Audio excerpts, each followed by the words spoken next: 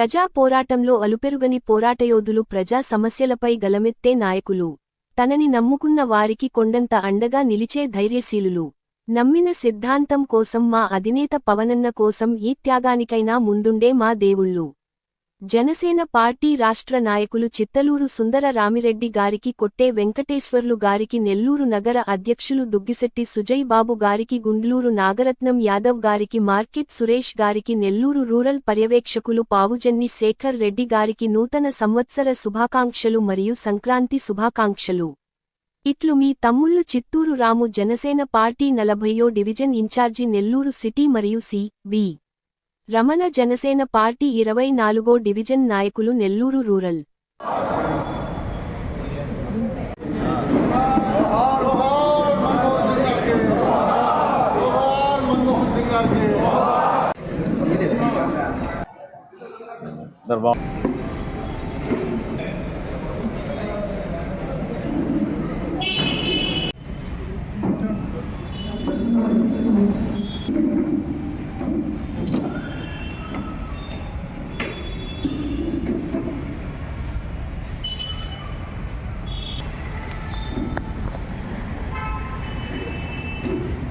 Doctor Manmohan Singh గారి యొక్క సంతాప దినం ఈరోజు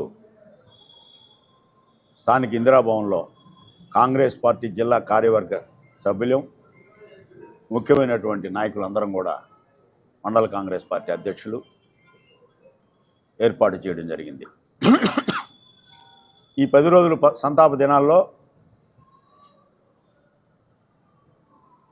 రేపటికి 10 రోజులు ముగుస్తుందనగా ఆయనకి జిల్లా కాంగ్రెస్ పార్టీ పక్షాన సంతాపం తెలియజేయాలనే ఉద్దేశంతో ఈ సమావేశం ఏర్పాటు చేయడం జరిగింది. ఆయన సుదీర్ఘ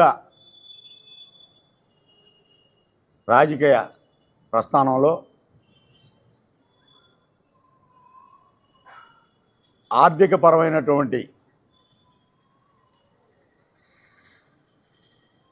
ఆర్థికవేత్తగా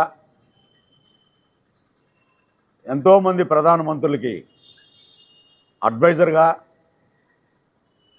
ఆర్బీఐ గవర్నర్గా, కేంద్రంలో ఆర్థిక మంత్రిగా తన అనుభవాన్ని, తన ప్రత్యేకతని దేశ ప్రజలకి చాటి చెప్పినటువంటి మహనీయుడు మన్మోహన్ సింగ్ గారు. ఆయన పివి నరసింహారావు గారి కేబినెట్లో ఆర్థిక మంత్రిగా ఎన్నో సంస్కరణలకి, ప్రధానమంత్రిగా పివి నరసింహారావు గారు, అలాగే ఆర్థిక మంత్రిగా మన్మోహన్ సింగ్ గారు ఇద్దరు కలిసి ఎన్నో సంస్కరణలు తెచ్చినటువంటి విషయాన్ని ఈ భారతదేశ ప్రజలందరికీ కూడా తెలుసు. ఈనాడు భారతదేశంలో తదుపరి కాంగ్రెస్ పార్టీ 2004 నుంచి 14 దాకా అధికారంలో ఉండగా శ్రీమతి సోనియా గాంధీ ప్రధానమంత్రి పదవి ఆమెకు అవకాశం వచ్చినా, ఆర్థికవేత్త అయినా, సౌమ్యుడు, పరిపాలన దక్షుడు, పార్టీ అధ్యక్షురాలుగా నేనుండి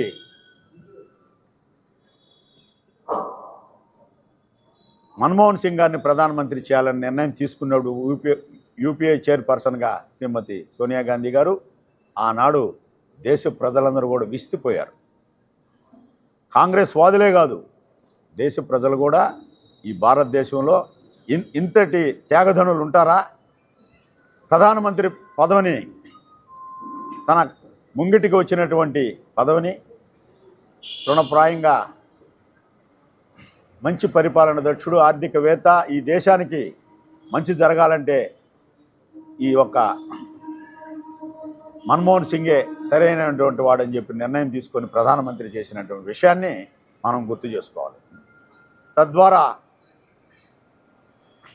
ఆయన ప్రధానమంత్రిగా చేపట్టినటువంటి ఎన్నో సంస్కరణలకి భారతదేశాన్ని ఆర్థికంగా ప్రపంచ దేశాల్లో వెనకబడి అన్ని దేశాలు కుదేలైన సందర్భంలో భారతదేశాన్ని గట్టెక్కించినటువంటి మన్మోహన్ సింగ్ గారు భారతదేశం ఒకటి జీడిపిని పెంచినటువంటి మన్మోహన్ సింగ్ గారిని మనం తప్పకుండా కొనియాడాల్సిన సమయం ఇది. భారతదేశాన్ని ముందుకు తీసుకుపోయి అభివృద్ధి పదంలో నడిపించడమే కాకుండా పేదవాడికి పని లేనటువంటి నిరుపేదకి పనికి ఉపాధి హామీ పథకాన్ని భారతదేశంలో ఒక చరిత్ర. ఈ రోజు వరకు కూడా ఆ పథకాన్ని కేంద్ర పథకంగా ప్రకటించి ఏ ప్రభుత్వం వచ్చినా కూడా చేపడుతున్న దానికి నిదర్శనం ఆనాడు మన్మోహన్ సింగ్ గారు శ్రీకారం చుట్టిన విషయం. శ్రీమతి సోనియా గాంధీ అండదండలతో 10 సంవత్సరాలు ప్రధానమంత్రిగా పనిచేసినటువంటి మన్మోహన్ సింగ్ గారు అదే ఇన్ఫర్మేషన్ యాక్ట్ తెచ్చి, ఆర్టీఐ యాక్ట్ తెచ్చి ప్రతిది కూడా ప్రతి పౌరుడికి ఇన్ఫర్మేషన్ ఉండాలి ఏం చేసినా అని చెప్పి ఆ యాక్ట్ని తెచ్చి భారతదేశంలోనే ఆయన ఒక నూతన అధ్యాయానికి శ్రీకారం చుట్టిన విషయాన్ని మనం చెప్పక తప్పదు. ఆధార్ కార్డుని ప్రవేశపెట్టింది కూడా కాంగ్రెస్ ప్రభుత్వం మన్మోహన్ సింగ్ హయాంలోనే. ఈనాడు కూడా తన చాలా సింపుల్గా ఆయన మన్మోహన్ సింగ్ గారిని చూసి నేర్చుకోవాల్సినటువంటి అనేకమైనటువంటి ఆయన ఏనాడు కూడా ఒక ప్రధానమంత్రిగా ఈ భారతదేశానికి ప్రధానమంత్రిగాను కూడా ఏనాడు కూడా ఆయన అనుకోలేదు. ఒక సేవకుడిగా పనిచేసినటువంటి వ్యక్తి మన్మోహన్ సింగ్ గారు. అటువంటి మహనీయుడికి జిల్లా కాంగ్రెస్ పార్టీ పక్షాన మేము ఘనంగా నివాళులర్పిస్తూ ఆయన మృతికి సంతాపం తెలియజేస్తున్నామని చెప్తూ సెలవు తీసుకుంటాం.